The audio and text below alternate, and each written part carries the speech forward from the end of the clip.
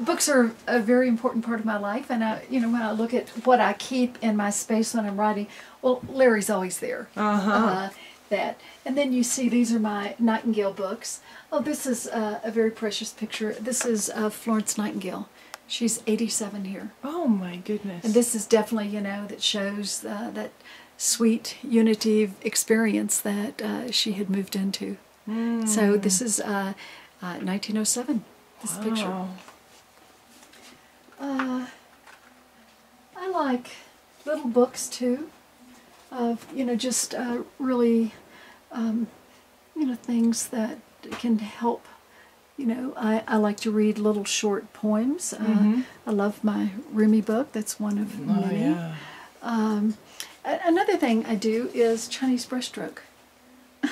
Wow. And this is a wonderful piece that I got in China, and this is needlework. And look at the back side of this. You can't see where they start and stop. It's just extraordinary. And the little treasures here. One of the things that slows me down during the day when I find myself going crazy with too much, I will absolutely stop. And one of the things that I will do is I will do a walking labyrinth with my fingers. This is a beautiful Tibetan piece. And really slow down. Really moving in all the areas. The thing that's so interesting about labyrinth is you think here's the center where I want to get to, and then what happens is you go here. And this is about life, it just throws you way back out again. And then in order to get back there, then, but I'm going very fast. I would do this very slow to move into a meditative space, but just, any little thing that, will keep us slowing down. I love that idea of having a pad labyrinth. Right. Because not everybody has a labyrinth, a real labyrinth handy. Oh, but you can make, This these. is awesome. Yeah. I love that. Right. Maybe I'll have to go to Tibet next. Oh, when you start looking around, you'll see them. Oh, yeah? Yeah.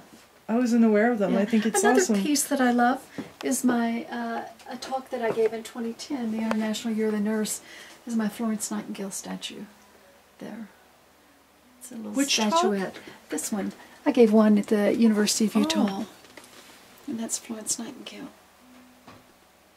It was a gift, wasn't it? It was a gift for my talk. Real privilege.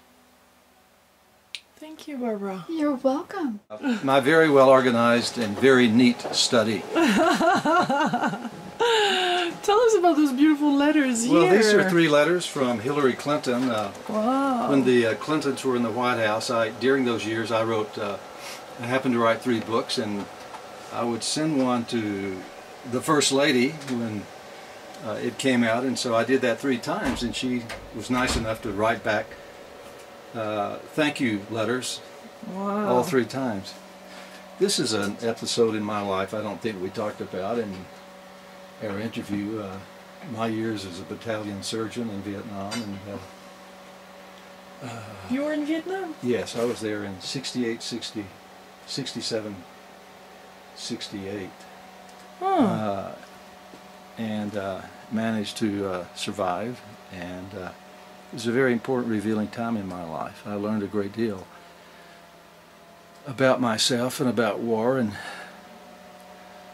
how the military operates. Wow. And I'm a wiser man for having done that.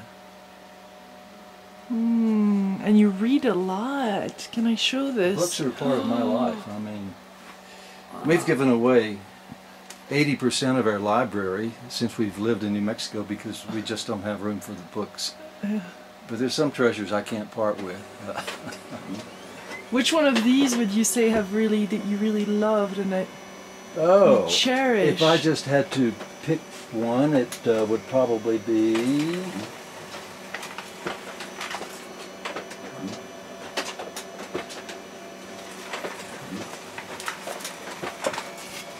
Ken Wilber's book, The Spectrum of Consciousness.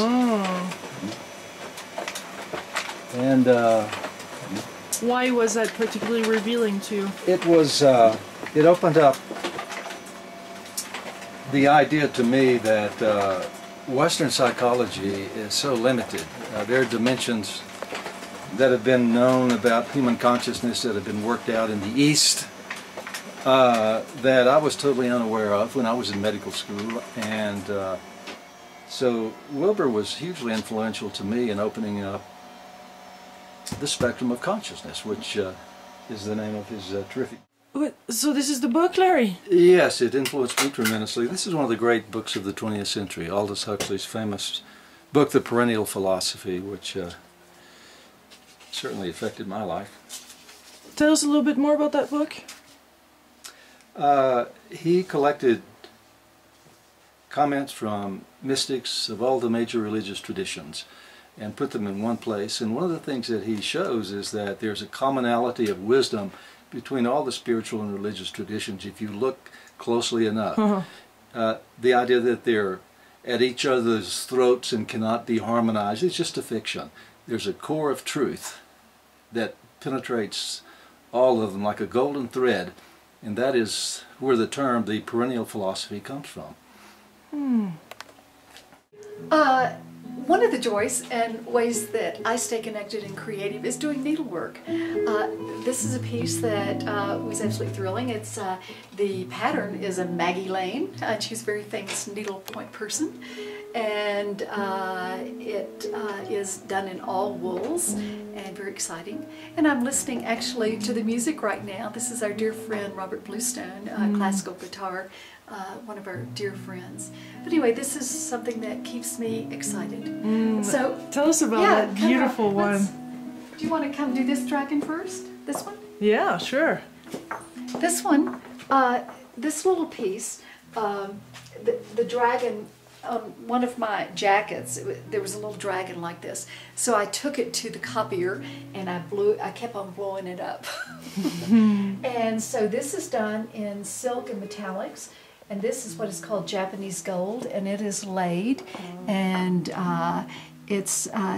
this canvas is very, very thin. It's a silk scrim, and I have to be absolutely focused in order to work on it. And because you go in and you pull it on the back side, working on the frame, but you have to have a rhythm, because if you don't have a rhythm, you're going to knot your thread, and you're also going to rip a hole in your canvas, and then you have to repair it. But this so very this meditative. Joy. Huh? Very meditative. Oh, exactly. And it is. You get into the weaving. And why dragons? I love Oriental dragons. They are power. They're protectors. You also always find a pearl with the... Hello, Larry! Hello! There's also, you can't escape! There's also a pearl with dragons. They're always looking for the ultimate connection to the divine. And so you'll always see pearls. Now this one is just... he was a purchased canvas, and it was all done in pastels. And then what I did was create this pattern to have waves all the way through it. And so this dragon is, you can see I've also trapunted him, so I, pulled little pieces to kind of puff him up. There are about 12 different stitches on this piece. And it's also worked in, these are wools, these are metallics. My nameplate here is done with beads. These are metallics, and then the stitches here, because there will be some people looking who are stitches, I did a Smyrna knot in wool, and on top of it did a cross stitch. And so that's what gives that, sparkly to those scales. And here I did, it's first laid in wool, and then I overlaid this with what's called a feather stitch. And I just randomly did feathers. All of these seafoam bubbles here, they're clouds and seafoam bubbles like that. These are all French knots. It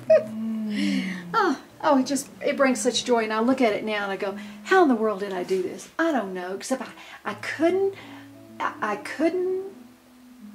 quit until I'd finished it. I just knew I loved it. So I'll stand. How long did it take? Dragon. 8 years. 8 years.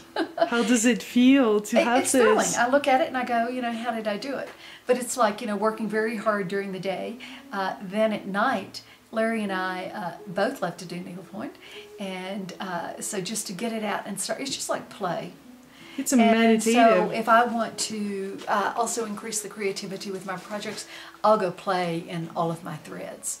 Because you always have what are called your stash baskets that are full of odds and ends of yarns and just, putting the colors and the, layers together.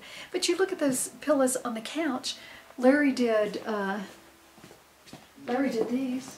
Larry, you did those. Larry did these. Wow. And he probably didn't say a word to you. No, I didn't realize you did that. Yeah. I just finished this. Oh, I love that, your book. How cool. It's the book cover of my latest book, Power of Premonitions. Oh, awesome. So we How long did that took you? 3 months working. Yeah? Just, You like that? It's amazing to see a man needle. I never heard that before. Well, it's so meditative. Yeah, it is. It seems like it really gives you an opportunity to get centered at the end of the day and after the day's busy activities, just to do something like this, to take your mind out of the intellect into some other domain. Yeah, wow. And now what we do with these, this is going to become like a Christmas tree ornament. So we'll put it all like that and it'll have a little thing. And then at Christmas, we put a garland here with lights. And then we've been doing these now for 35 years. So it's kind of like we do one thing that was really important for that year. So this was, and he's a little behind, but this was 2009. He started in 2009. He's just now finishing it. His book came out in 2009. And wonderful book too that I've interviewed Larry on over webcam. This is a little work in progress. This is Barbie's 2010 IY Nurse, International Year of the Nurse. It's a project that she... Another project! Engaged in with like-minded colleagues with the Florence Nightingale Museum in London and Sigma Theta Tau International. And then my Florence Nightingale project, the Nightingale Initiative for Global Health, and that's www.nightingaledeclaration.net, spelling Nightingale with an I too, so you can get there. So this was, a year of helping nurses focus on the UN Millennium Development Goals, how they were involved in those. And again, this will become just like a little, a small thing. And so we have these on both sides here. And exciting. And I'm sure that other ideas come when you're doing those. Never take a picture of us together. Oh, yeah? Yeah. Yeah. Oh no, don't do that.